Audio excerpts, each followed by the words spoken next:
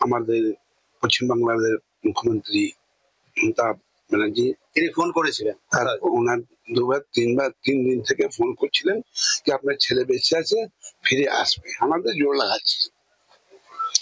আমার reserve chairman, councillor Manoj Sau সবাই আমার প্রথমবার থেকে আমার সঙ্গে দাঁড়িয়ে আছেন। যত হেল্প হচ্ছে ওনার হেল্প দিচ্ছেন।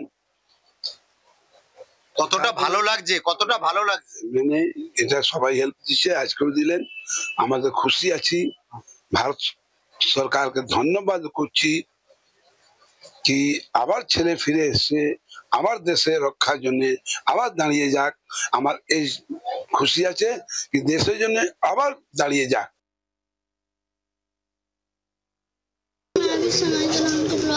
तो मेडिकल इश्यू होगा उनका। हाँ। उसके बाद तो घर आएंगे। मेरे को ये टेंशन था खाली पाकिस्तान में थे, अपना तो अब यूनिट में आ गया, मेरे को कोई टेंशन नहीं। अब बोला ठीक है पापा, आप मेरे को तो टेंशन नहीं है, आप तो अब इंडिया में आ गए हो, मैं सेफ रहता हूँ। मम्मी को क्या बोल रहा है?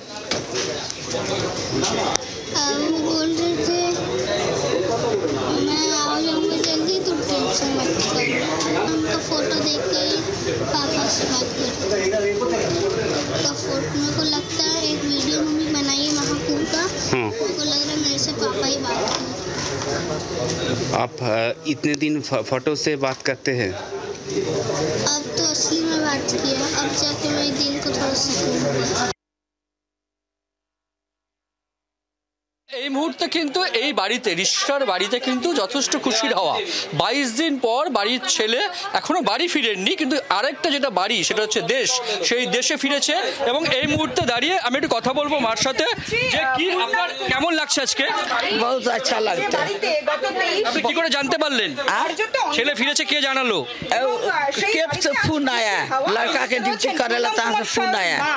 भारत माता का धन्यवाद, गृह मंत्री को धन्यवाद, नरेंद्र मोदी जो हमारे प्रधानमंत्री, देश के प्रधानमंत्री हैं, ताको धन्यवाद हम करता हूं। मैं दीदी से भी यही बात बोलूंगा कि दीदी सेंट्रल सरकार से मिलकर हमारे देश का पश्चिम बंगला हो या जो भी हो, उग्रवादी को खत्म कीजिए। অবশেষে প্রায় 22 দিন পর মুক্তি পেয়েছেন পূর্ণম কুমার সাহু। আজকে তাকে ভারতীয় বিএসএফ হাতে তুলে দেওয়া হয়েছে এবং এই খবরেই কিন্তু অত্যন্ত স্বস্তি এই মুহূর্তে রিশার এই বাড়িতে।